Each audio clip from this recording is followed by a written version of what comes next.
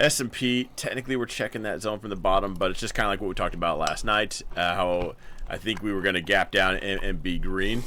I kind of expect some chop this week. We have Powell talking on Friday. I expect a lot of up and down. I think a lot of people are just waiting for tariffs to kick in because we're in the final stretch, and they have a name for it. I forget whatever it's called, but you know, do we kick the can down the road? I think a lot of people are waiting on that.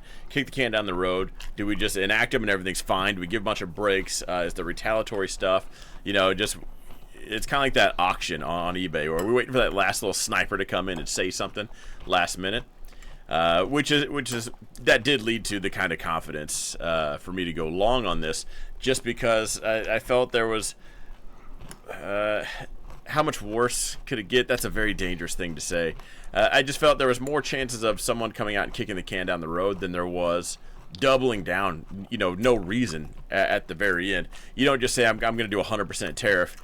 Everything's cool, and then the day of, you're like, I didn't hear anything. Fine, 200%, you know.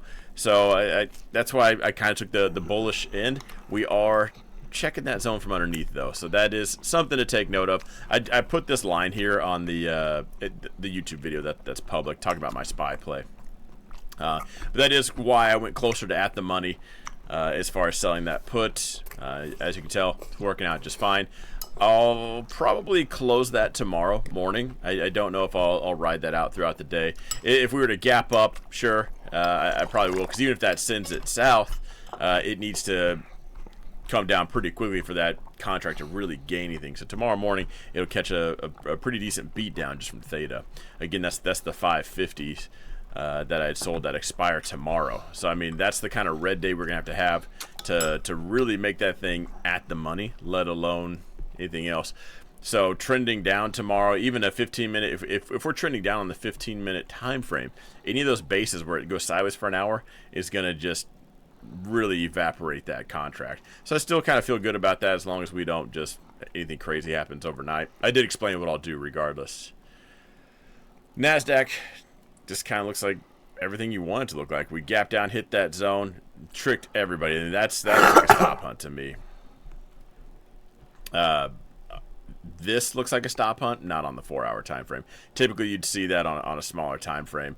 Looking at the hourly, you could probably still call that a stop hunt. A little bear trap. Finally, just sent it back above. Ultimately, still trending up. We're flirting with breaking it. I do want to probably go short up here. As far as the expected moves go, nothing. Grandpa Dow looked great today. Finally, we sold off, right? Got to that zone, and then just went zone to zone. Nothing else to say on that one. I've been sitting this one out, but congrats to anybody that has been playing this. Tesla. Shout out to the person who said, I'm going to own shares this week. Sucks to suck. I'm just kidding. Hopefully I don't. You know, I really don't want to. But also, my dog has not barked at all until I was recording the previous video. You're going to hear her bark in that one. And then now, we're just going to start randomly. Just one bark.